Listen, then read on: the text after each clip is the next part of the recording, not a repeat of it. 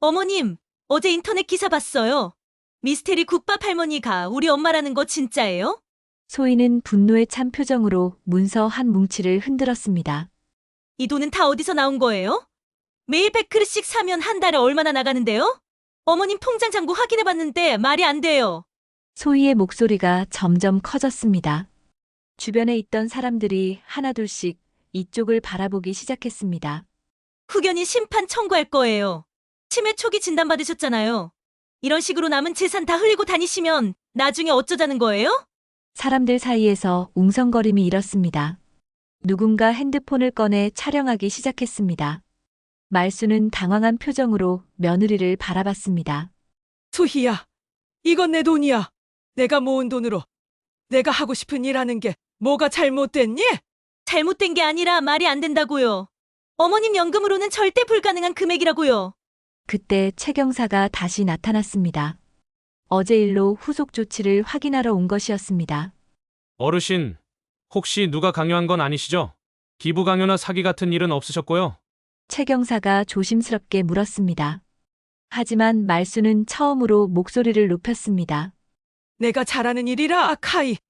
누가 강요한 게 아니라 내가 하고 싶어서 하는 거야. 오늘의 이야기는 국밥집에서 100그릇을 늘 포장해가는 한말순 할머니의 미스테리하고 감동적인 이야기를 준비했습니다. 무료 버튼인 좋아요와 구독 버튼 꼭 눌러주세요. 앞으로도 더 많은 감동적인 이야기를 준비하고 있으니 놓치지 마세요. 그럼 사연이 시작됩니다. 새벽 5시 부산 범일동 골목길입니다. 붉은 등불이 덜 꺼진 재래시장 사이로 한말순이 느릿느릿한 보폭을 맞춰 걸어갑니다. 78살 평생을 깻잎과 마늘, 고추를 팔며 살아온 몸입니다. 손목은 굳었고 허리는 휜 지 오래되었죠. 하지만 매일 아침 이 시간 말순의 발걸음은 어김없이 한 곳을 향합니다. 천지국밥 간판이 보입니다. 말순은 문을 열자마자 단정하게 말했습니다. 사장님, 오늘도 100그릇이에요. 사장 박동진은 놀란 눈으로 계산대를 바라봅니다. 52살 아버지 대를 이어받은 이 국밥집을 운영한 지 벌써 15년이 넘었습니다. 그런데 이런 일은 처음입니다. 할머니, 어제도 그랬고 그저께도 그랬는데요. 도대체 어디에다 쓰시는 거예요? 사람들이 기다려요. 말수는 더 말하지 않았습니다. 뜨거운 국밥의 김이 그녀의 얼굴 주름을 타고 올라앉습니다. 100그릇이면 한 끼는 사람 사는 맛이 있겠지, 라고 말수는 속으로 중얼거립니다. 주방에서 국밥을 끓이던 주방실장 최미경이 고개를 내밉니다. 45살 이 집에서 일한 지 7년째입니다. 포장 박스가 산처럼 쌓일 때마다 미경은 눈치를 봅니다. 사장님, 저렇게 매일 100그릇씩 가져가시면 우리도 좀 그렇지 않아요? 동네에서도 수상하다고 하던데요. 동지는 고개를 끄덕이면서도 말순의 낡은 손등을 힐끗 바라봅니다. 저 손이 나쁜 짓을 할 손처럼 보이지는 않는데, 하지만 확실히 이상하긴 합니다. 의심과 연민이 마음속에서 섞입니다. 말순은 묵묵히 돈을 꺼냅니다. 낡은 지갑에서 나온 10,000원짜리 지폐들입니다. 구겨지고 색이 바랜 돈이지만 정확히 계산된 액수입니다. 동지는 돈을 받으면서도 마음이 편하지 않습니다. 할머니, 혹시 어디 단체에서 주문 받으시는 건 아니시죠?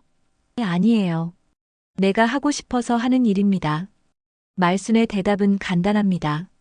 하지만 그 간단한 대답 뒤에 숨겨진 이야기가 있다는 걸 동지는 느낍니다. 다만 그게 무엇인지는 알 수 없습니다. 미경이 포장을 마저 합니다. 100그릇의 국밥이 플라스틱 용기에 담겨 박스 안에 정렬됩니다. 무게만 해도 상당합니다. 말수는 그 무거운 박스들을 끌차에 실으며 힘들어하는 기색을 전혀 보이지 않습니다. 할머니, 무거우실 텐데 도와드릴까요? 괜찮아요. 늘 하던 일입니다. 말순이 끌차를 끌고 나가는 뒷모습을 보며 동지는 복잡한 심정입니다. 손님이 많이 오는 건 고마운 일이지만 뭔가 석연치 않은 느낌을 지울 수 없습니다. 가게 문이 닫히자 미경이 말합니다. 사장님, 동네 카페나 맘카페에서도 그 할머니 이야기가 나와요. 수상한 할머니라고요. 동진은 한숨을 쉽니다. 장사는 장사인데 이상한 소문이 돌면 곤란하죠. 하지만 손님을 거부할 이유도 없습니다. 말수는 돈도 제때 내고 트러블을 일으키지도 않으니까요.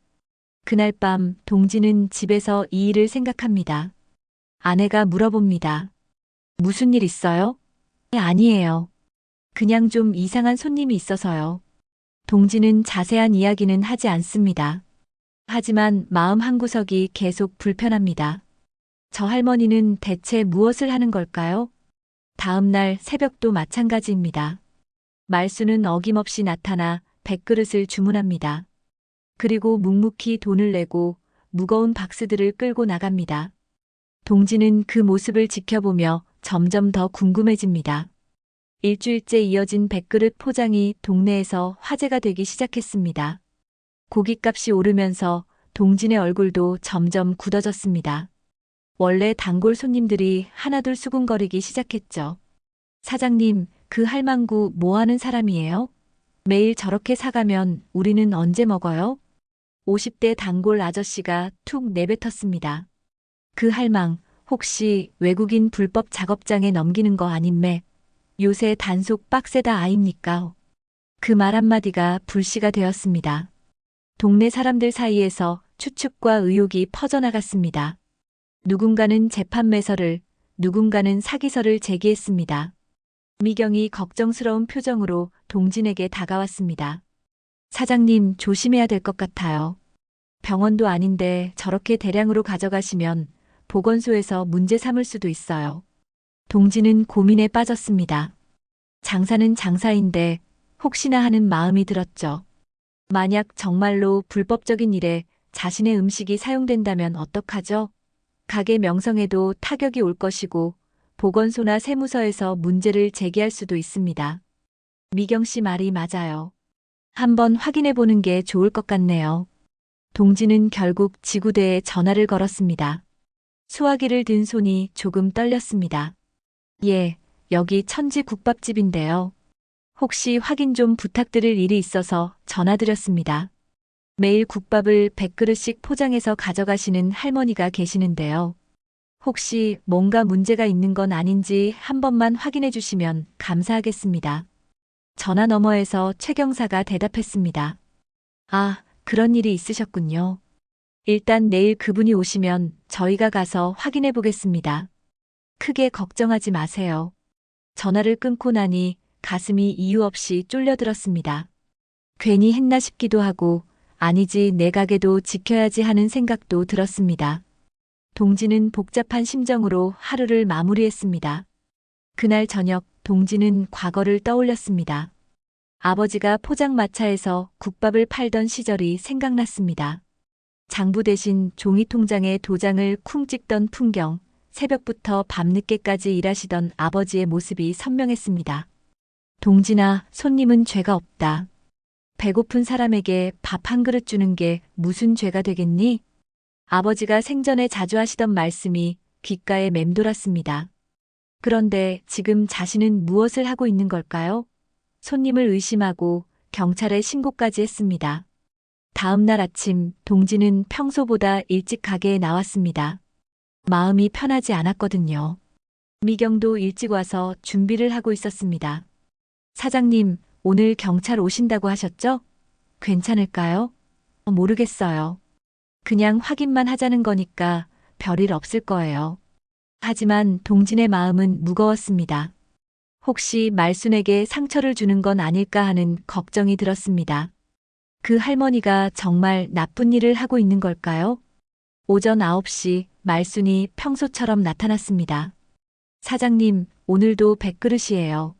말순의 목소리는 평소와 똑같았습니다. 조금의 변화도 없었죠. 동진은 괜스레 죄책감이 들었습니다. 할머니, 오늘은 조금 늦을 수도 있어요. 준비하는데 시간이 좀 걸릴 것 같습니다. 괜찮아요. 기다릴게요. 말수는 가게 한쪽 구석에 앉아서 조용히 기다렸습니다. 그 모습을 보니 동진의 마음이 더욱 무거워졌습니다. 정말 이렇게까지 해야 했을까요? 미경이 국밥을 준비하면서 중얼거렸습니다. 할머니, 정말 대단하세요. 매일 100그릇씩 가져가시는데 힘들지 않으세요? 괜찮아요. 늘 하던 일이니까요. 말순의 대답은 여전히 간단했습니다. 하지만 그 말투에서 어떤 의지 같은 것이 느껴졌습니다. 이건 단순한 일이 아니라는 걸 동진도 알 수 있었습니다. 10시가 되자 순찰차 한 대가 가게 앞에 섰습니다. 최 경사가 내려와 가게 안을 둘러봤습니다. 천지국밥집 맞죠? 신고하신 분이 사장님이신가요? 네, 그렇습니다. 동진은 어색하게 대답했습니다. 말수는 여전히 구석에 앉아서 조용히 기다리고 있었습니다. 경찰이 온 것도 모르는 듯 했죠. 최 경사가 가게 안을 둘러보며 상황을 파악했습니다. 50대 중반의 베테랑 경찰관인 최 경사는 이런 신고를 처음 받는 건 아니었지만 뭔가 특별한 느낌이 들었습니다. 어르신이 매일 국밥을 100그릇씩 가져가신다고 하셨는데 맞습니까? 최 경사가 말순에게 다가가 정중하게 물었습니다. 말순은 고개를 들어 최 경사를 바라봤습니다. 맞습니다. 100그릇씩 사가고 있어요. 혹시 어디로 가져가시는지 물어봐도 될까요? 그리고 어디에 사용하시는지도요. 사람들이 기다리고 있어서요. 따라오시겠어요? 말순의 대답은 여전히 간단했습니다. 하지만 그 목소리에는 떳떳함이 있었습니다. 최 경사는 잠깐 생각하다가 고개를 끄덕였습니다. 그럼 확인차 동행하겠습니다. 어르신께서 불편하시지 않다면요. 괜찮아요. 따라오이소. 말순은 일어나서 포장된 국밥 박스들을 끌차에 실기 시작했습니다. 100그릇의 국밥이 담긴 박스들은 상당한 무게였지만 말순은 익숙한 듯 차근차근 정리했습니다. 동진과 미경은 가게 안에서 이 광경을 지켜봤습니다. 동진의 마음은 복잡했습니다. 혹시 자신이 괜한 일을 벌인 건 아닐까 하는 생각이 들었거든요. 바람이 매섭게 부는 겨울 골목을 지나 말순은 오래된 시내버스 정류장으로 향했습니다. 최 경사는 순찰차를 타고 뒤따랐습니다. 버스가 도착하자 말순은 무거운 끌차를 끌고 버스에 올랐습니다. 어르신, 이거 무거우실 텐데 제가 도와드릴게요. 버스 기사도 말순을 아는 듯 했습니다. 매일 이 시간에 타는 단골 승객이었던 거죠. 최 경사도 순찰차를 뒤따르며 버스의 행선지를 확인했습니다. 30분쯤 달린 버스는 시외각의 한적한 지역에서 멈췄습니다. 해송재활병원이라는 간판이 보였습니다. 말순은 버스에서 내려 다시 비탈길을 오르기 시작했습니다. 경사 양반, 무겁다 하면 한 상자만 들어주이소. 말순이 최 경사에게 말했습니다. 최 경사는 얼떨결에 박스 하나를 들었습니다. 생각보다 무거웠습니다. 이런 무거운 걸 78살 할머니가 매일 혼자서 운반한다는 게 믿어지지 않았습니다. 병원 입구에 도착하자 간호사 한 명이 달려나왔습니다. 30대 후반으로 보이는 여성이었습니다. 말순 어르신, 오늘도 오셨어요? 그런데 이분은 경찰서에서 나왔다고 하네요. 확인하러 온다 카더라고. 간호사는 이수진이었습니다. 해송재활병원에서 10년째 근무하고 있는 베테랑 간호사였죠. 이수진은 최 경사를 보며 당황스러워했습니다. 혹시 무슨 문제라도 있나요? 아닙니다. 그냥 확인차 동행한 건입니다.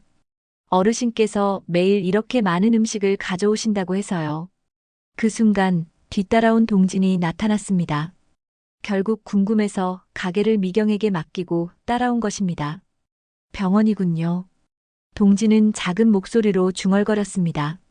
말순이 가져간 국밥이 병원에서 사용되고 있다는 걸 알게 된 순간이었습니다. 하지만 병원 원무과 직원이 나타나서 일행을 막아섰습니다. 죄송합니다.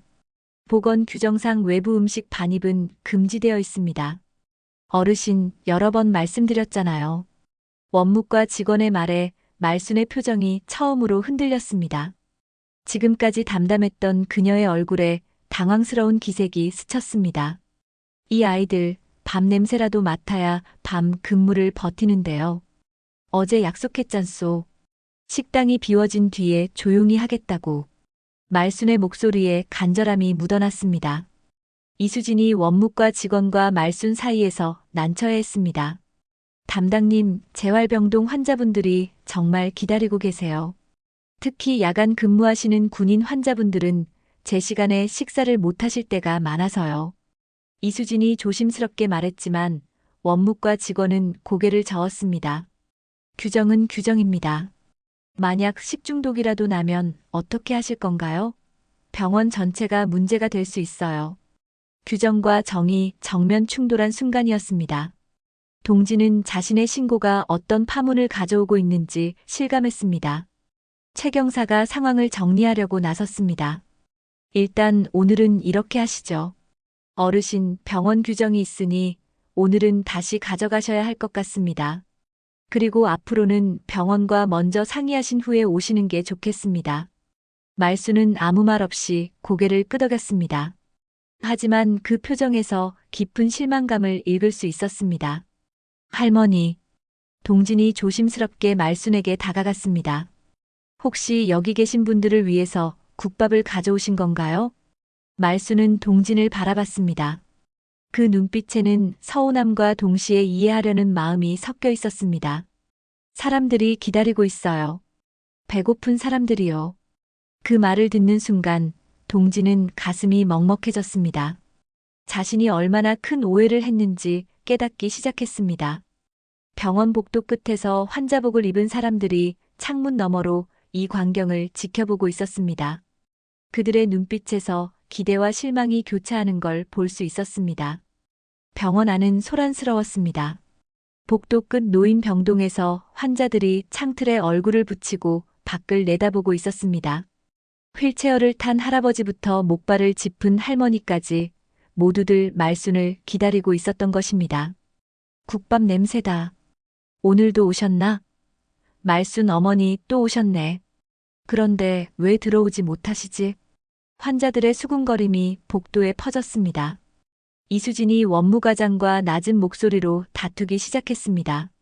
담당님, 재활병동 환자분들 중에 군복무 중 다치신 분들이 많으세요. 야간 훈련이나 물리치료 때문에 제 시간에 식사를 못할 때가 많다고요. 말순 어르신 덕분에 눈빛이 살아나시는 분들이 얼마나 많은데요. 이수진의 목소리에는 간절함이 묻어났습니다. 하지만 원무과장은 고개를 저었습니다. 간호사님 말씀은 이해하지만 원칙은 원칙입니다. 만약 보건소에서 나와서 문제를 제기하면 어떻게 할 건가요? 병원 전체 급식 허가가 취소될 수도 있어요. 그 사이 동네 커뮤니티에서는 국밥 재판매 의혹이 급속히 퍼지고 있었습니다. 누군가 말순의 사진을 찍어서 올린 게시물에 댓글들이 쏟아지기 시작했습니다. 병원까지 끌고 와서 쇼하는 거 아님? 사기 냄새가 진동한다. 요양병원이랑 짜고 치는 것 같은데 저런 할머니들 조심해야 함. 동정심 이용하는 거임. 댓글들이 꼬리를 물고 달렸습니다.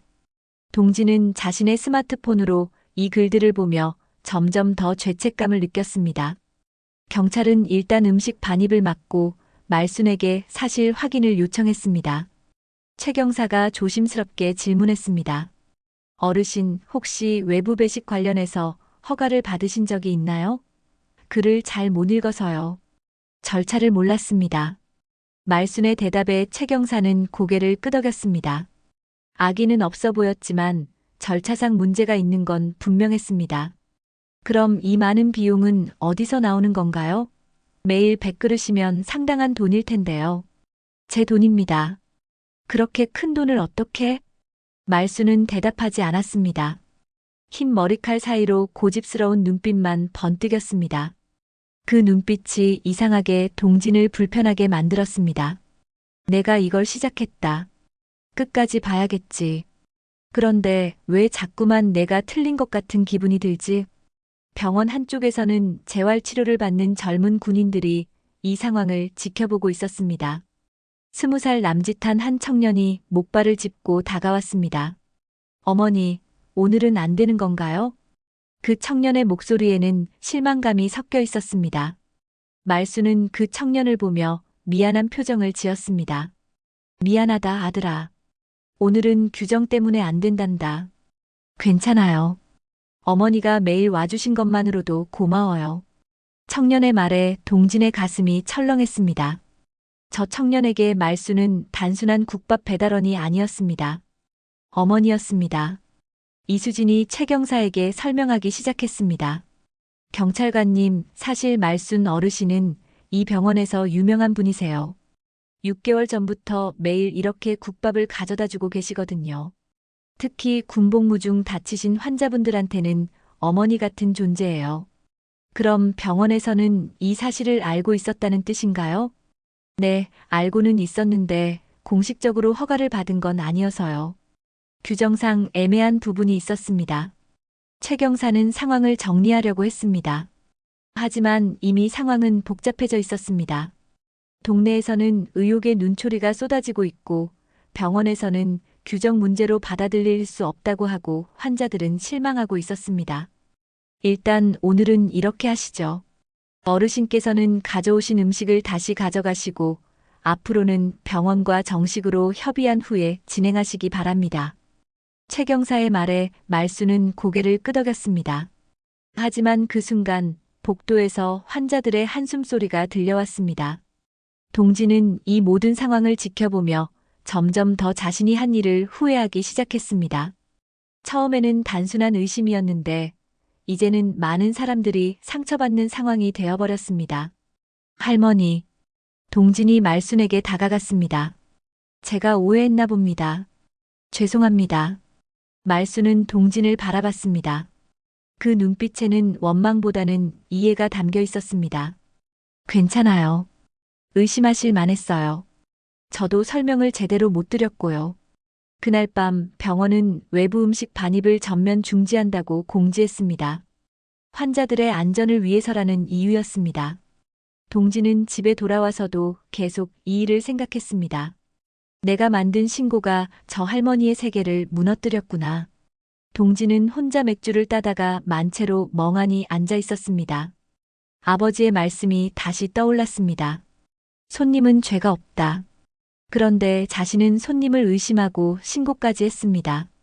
다음 날 새벽 말수는 평소와 다른 행동을 보였습니다.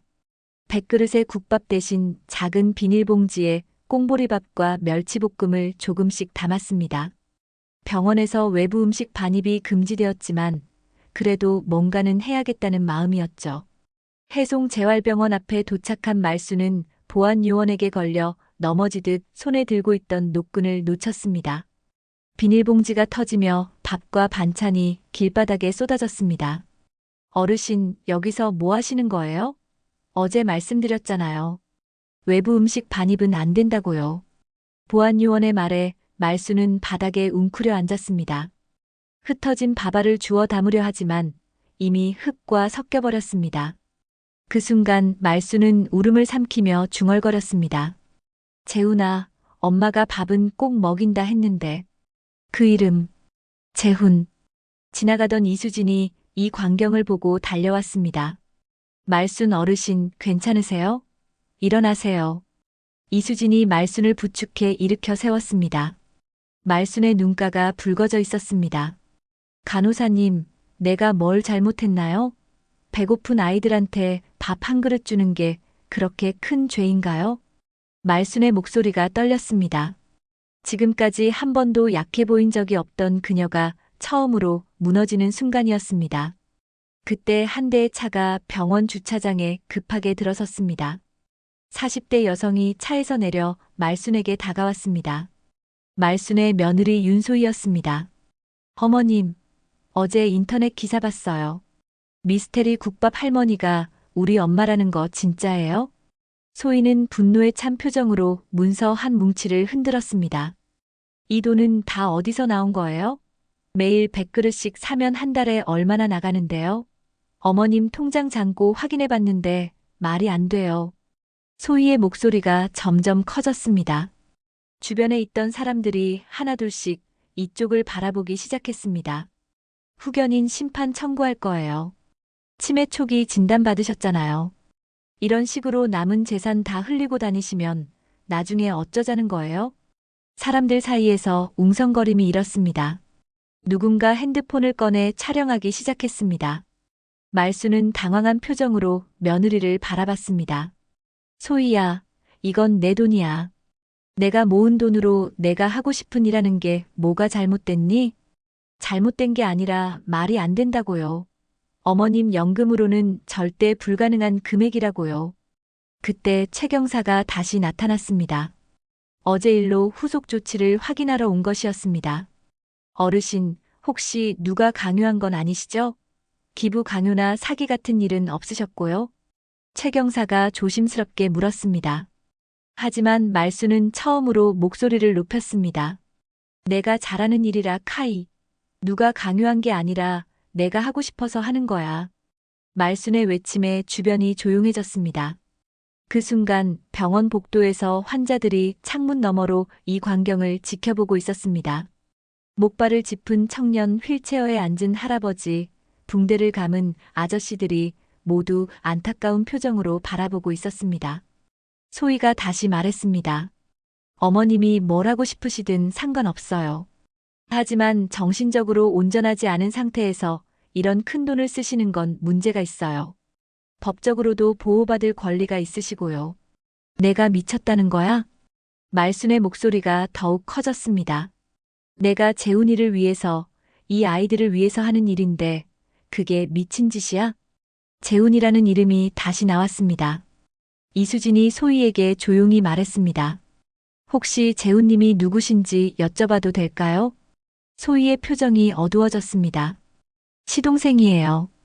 군복무 중에 사고로 돌아가신. 벌써 25년 전 일인데 어머님이 아직도. 그 말을 들은 사람들의 표정이 변했습니다. 최 경사도 고개를 숙였습니다. 그날 밤 병원은 보안을 더욱 강화했습니다. 외부인의 출입을 엄격하게 통제하기 시작했습니다. 환자들은 창문 너머로만 바깥을 내다볼 수 있었습니다. 동지는 이 모든 소식을 동네 사람들을 통해 들었습니다.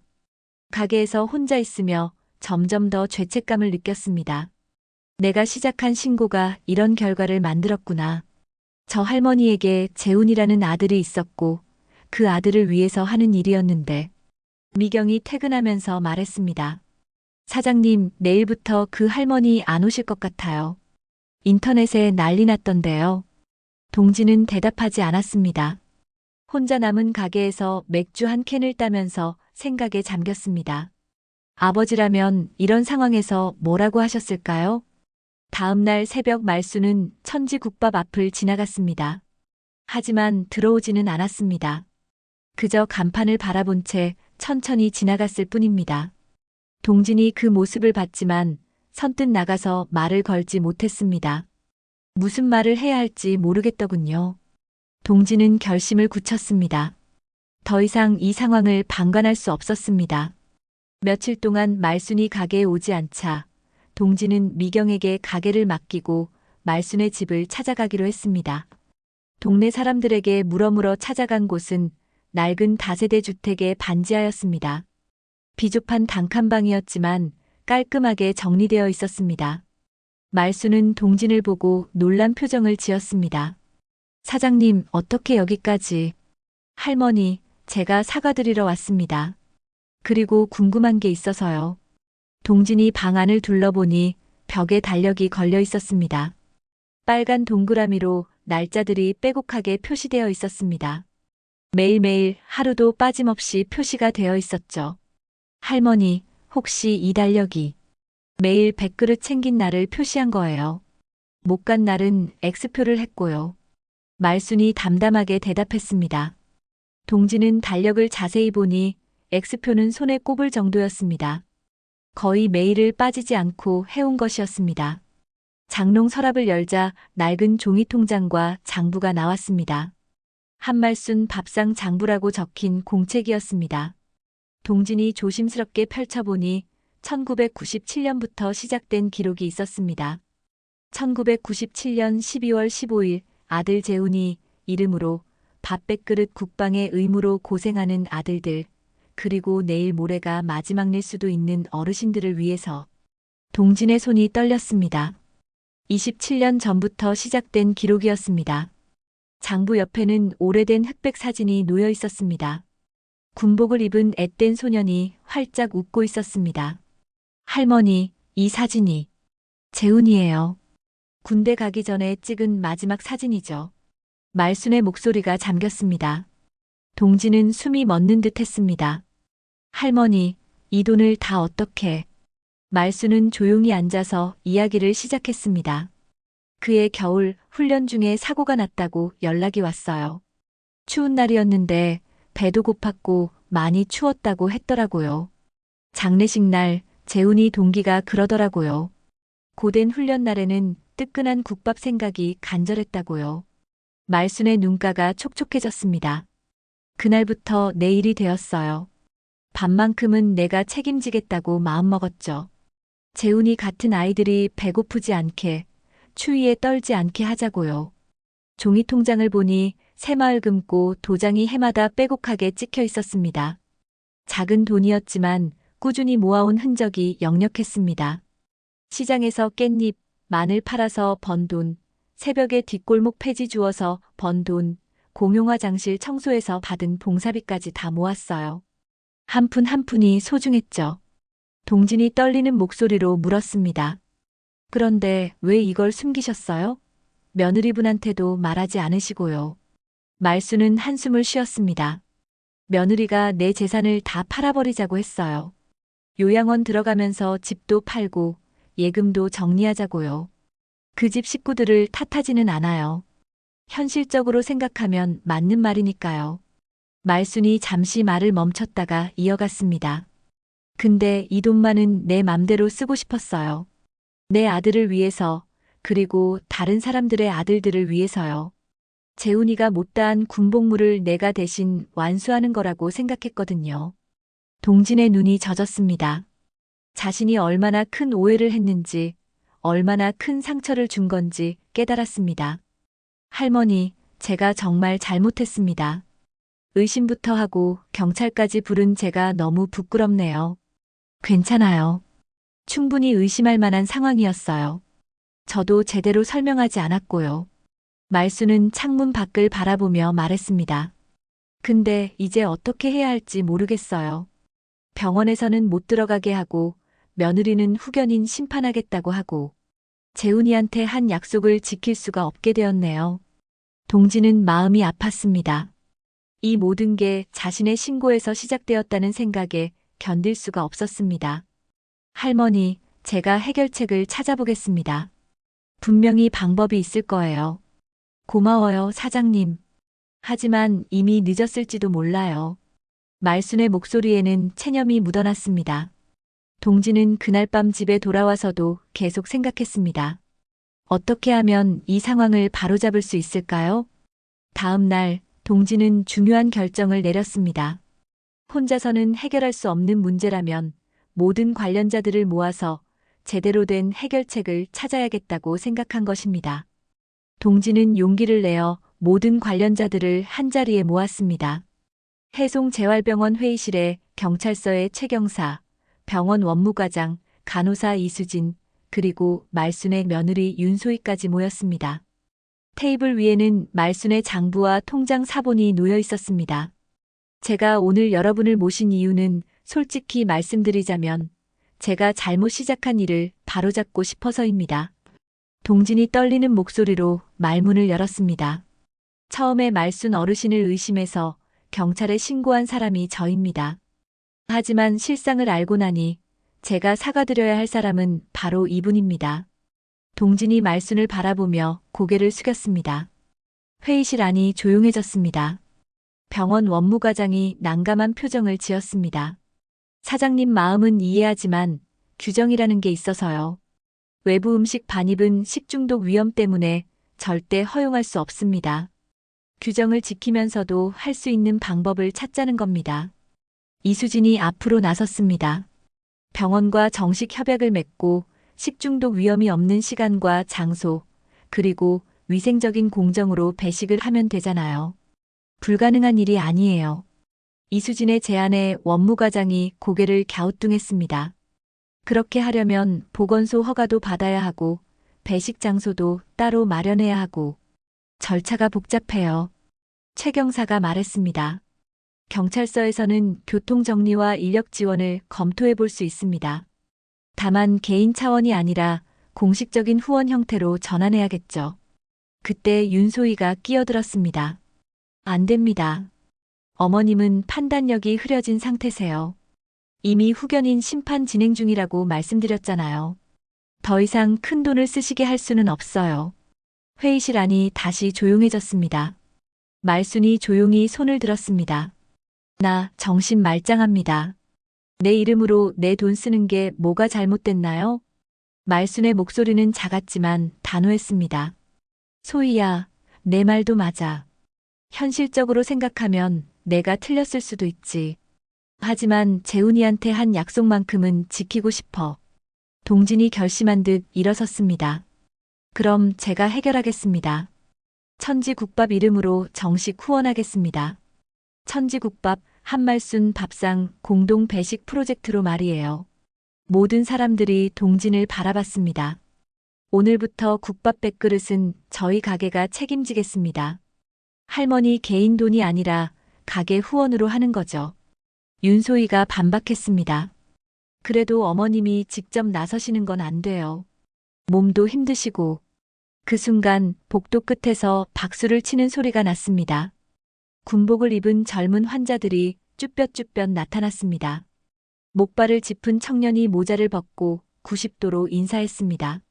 어머니, 아니 어르신. 저희가 늘 기다리던 건 국밥만이 아니었어요. 사람 냄새였습니다. 청년의 목소리가 떨렸습니다. 집에서 멀리 떨어진 이곳에서 치료받으면서 가장 그리운 게 어머니 손맛이었거든요. 어르신이 주신 국밥 한 그릇에서 그 맛을 느꼈어요. 다른 환자들도 하나둘 고개를 끄덕였습니다. 휠체어에 앉은 할아버지가 말했습니다. 나도 아들이 군대 갔을 때 누군가 나한테 따뜻한 밥 한 끼를 줬더라면 그때 얼마나 고마웠을까요? 이 할머니는 그런 일을 하고 계신 거예요. 윤소희의 표정이 흔들렸습니다. 지금까지 숫자와 규정만 생각했는데 이 사람들의 마음을 보게 된 것입니다. 원무과장이 한숨을 쉬었습니다. 알겠습니다. 병원 뒤편 정원에 임시 배식소를 만들어 보겠습니다. 보건소 규정에 맞게 위생시설도 갖추고요. 최 경사도 고개를 끄덕였습니다. 교통정리와 질서 유지는 저희가 도와드리겠습니다. 이수진이 환하게 웃었습니다. 간호사들도 자원봉사로 참여하겠어요. 환자분들 건강 상태도 체크하면서 안전하게 진행할 수 있어요. 말순이 조용히 말했습니다. 고맙습니다. 모두들 정말 고마워요. 윤소희가 말순에게 다가왔습니다. 어머님, 저도 도와드릴게요. 제가 행정 절차 처리하고 후원금 관리도 투명하게 할게요. 규정의 벽이 무너진 게 아니라 새로 문이 달린 순간이었습니다. 모든 사람들이 함께 해결책을 만들어낸 것입니다. 동진은 가슴이 벅찼습니다. 자신이 시작한 의심이 결국 더 큰 선을 만들어낸 것 같았습니다. 일주일 후 일요일 오후 해송재활병원 뒤편 정원에 작은 기적이 펼쳐졌습니다. 임시로 설치된 천막 아래 한말순 밥상이라는 현수막이 바람에 살랑살랑 흔들렸습니다. 보건소의 지도에 따라 위생복과 장갑, 그리고 체계적인 시간표가 정돈되어 있었고 동네 자원봉사자들이 절비하게 줄을 서 있었습니다. 동진이 커다란 솥에서 국밥을 정성스럽게 말고 미경이 팔을 송송 썰어 다진 마늘 한 숟가락과 함께 고명을 얹었습니다. 이수진이 배식 명부를 꼼꼼히 체크하고 최 경사가 질서 있게 줄을 서도록 교통 정리를 했습니다. 말순은 한 그릇 한 그릇을 두 손으로 정성스럽게 건넸습니다. 아들아, 뜨거우니까 후후 불어서 천천히 먹거라. 목발을 짚고 온 젊은 군인의 눈가가 붉어졌습니다. 어머니의 정성이 담긴 그 한마디에 고향에 대한 그리움이 복받쳐 올랐습니다. 고맙습니다, 어머니. 노인 병동에서 온 할머니 한 분이 국물 한 숟갈을 떠서 입에 넣더니 어린아이 같은 미소를 지었습니다. 아이고, 이 맛이야. 우리 며느리가 끓여주던 그 맛이네. 윤소희는 멀찍이서 이 풍경을 지켜보다가 조용히 다가와 말순 옆에 앉았습니다. 어머님, 죄송해요. 저는 숫자만 봤어요. 어머님 마음을 제대로 보지 못했네요. 말순은 며느리의 손을 가볍게 토닥이며 말했습니다. 나도 미안해. 숨길 일이 아니었는데 내 욕심 때문이었어. 재훈이 이름을 혼자만 지키고 싶어서 그랬나 보다. 소희의 눈가도 촉촉해졌습니다. 이제부터는 함께해요. 재훈이 삼촌을 위해서, 그리고 이분들을 위해서요. 동진이 마이크를 잡고 사람들 앞에 섰습니다. 오늘부로 매일 100그릇은 저희 천지국밥이, 추가로 50그릇은 동네 상인회가 돌아가면서 맡겠습니다. 사람들이 환호했습니다. 동진은 말순을 바라보며 이어갔습니다. 그리고 한말순 어르신을 이 프로젝트의 명예 총주방장으로 모시겠습니다. 더 큰 박수가 터졌습니다. 말순은 쑥스러운 듯 고개를 숙였습니다. 마음속으로 조용히 중얼거렸습니다. 재훈아, 봤지? 엄마가 약속 지켰다. 그런데 이제는 엄마 혼자가 아니야. 이렇게 많은 사람들이 함께 해주고 있어. 해질녘 누군가 가져온 라디오에서 7080 노래가 은은하게 흘러나왔습니다. 겨울 바람이 현수막을 스치며 지나갔지만 사람들의 마음은 따뜻했습니다. 마지막 그릇을 건네고 나서 말순은 정원 한쪽에 앉아 이 모든 풍경을 바라봤습니다. 재훈이 사진을 품에 안고 온 것처럼 아들의 따뜻함이 이 자리에 함께 있는 것 같았습니다. 그날 이후 한말순 밥상은 제도권 안으로 완전히 자리 잡았습니다. 병원과 군부대, 요양원과 정식 협약이 맺어졌고 동네 가게들이 교대로 따뜻한 그릇을 이어주었습니다. 보건소의 정기 점검도 통과했고 지역 언론에서도 좋은 사례로 소개되었습니다. 말순은 여전히 새벽에 일어나 벽에 걸린 달력을 봅니다. 빨간 동그라미는 더욱 촘촘해졌고 이제는 X표가 거의 없습니다. 장부 첫 장에는 새로운 한 줄이 적혔습니다. 오늘의 국밥 사람을 살린다. 동진은 매일 가게 문을 열기 전에 묵념하듯 간판을 정성스럽게 닦아냅니다. 밥은 죄가 없다. 아버지가 남겨주신 그 가르침에 이제 새로운 의미가 더해졌습니다.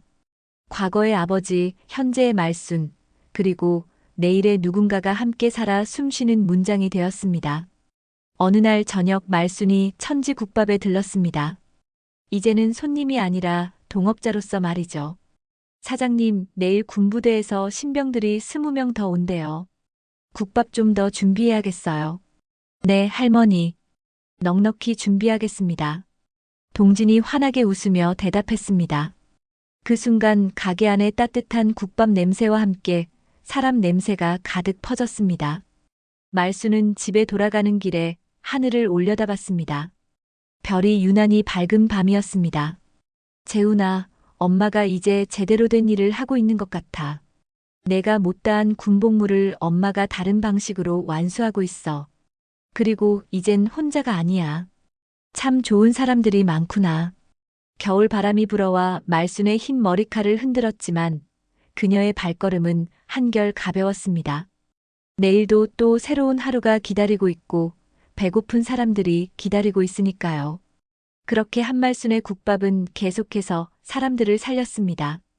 한 그릇 한 그릇 정성과 사랑으로 말이죠. 오늘 이야기가 마음에 남으셨다면 구독과 좋아요로 함께 해주세요. 더 많은 이야기로 다시 찾아올게요. 구독과 좋아요는 큰 힘이 됩니다.